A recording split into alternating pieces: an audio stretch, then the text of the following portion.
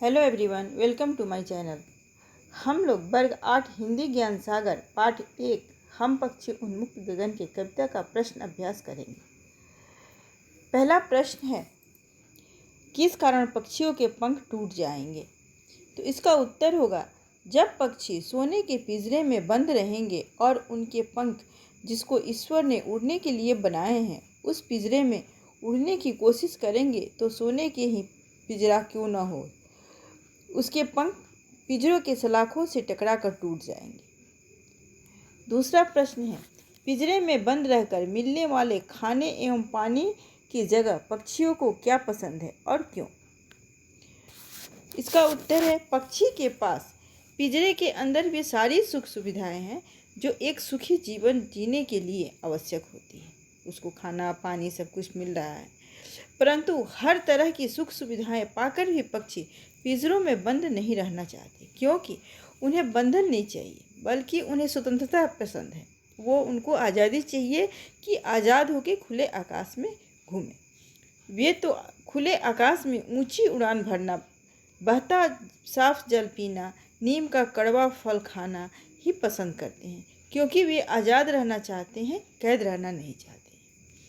तीसरा प्रश्न है, पक्षियों के क्या अरमान हैं?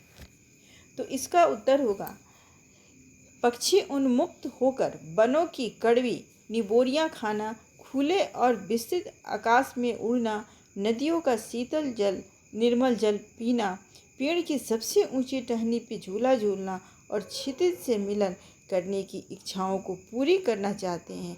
पक्षी की यही अरमान है कि वह खुले आकाश में घूमे और ये सब चीज़ उनकी पूरा। अब प्रश्न चौथा है, इसका भावार्थ स्पष्ट करना है।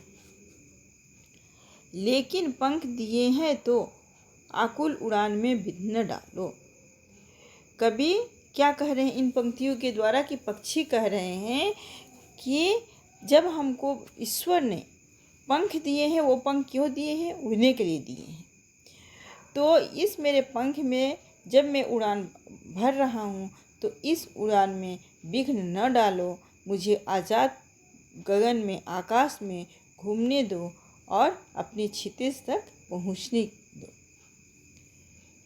प्रश्न पांचवा, उचित उत्तर में सही का निशान लगाइए।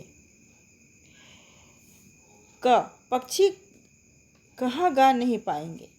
घोंसले में, पिंजरे में, आकाश में, पेड़ों में। तो इसमें देखना है कि चारों में क्या सही है ना। तो कविता में आप लोग पढ़े होंगे, इसमें चारों में दूसरा ऑप्शन जो है पिंजरे में, वो पक्षी पिंजरे में गा नहीं पाएंगे, यही इसका सही होगा। ख, स्वर्ण श्रृंखला के बंधन में पक्षी क्या भूल गए हैं? पढ़ना, नहाना, उड़ना, सोना। सोने के पिंजरे में पक्षी क्या खाना सोना सब तो करते ही हैं, पढ़ना सब तो करते ही, लेकिन उड़ना उसमें भूल गए हैं।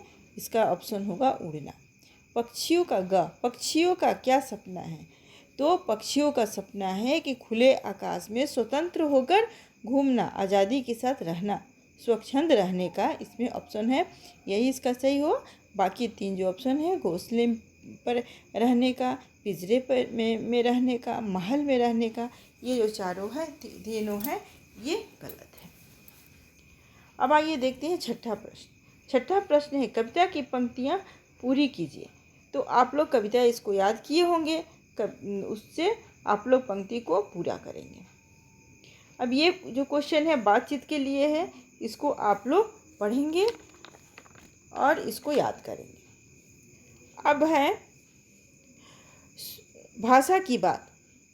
स्वर्ण श्रृंखला और लाल किरण से में रेखांकित शब्द गुणवाचक विशेषण है। कविता से ढूंढकर इस प्रकार की 3 और उदाहरण लिखना है।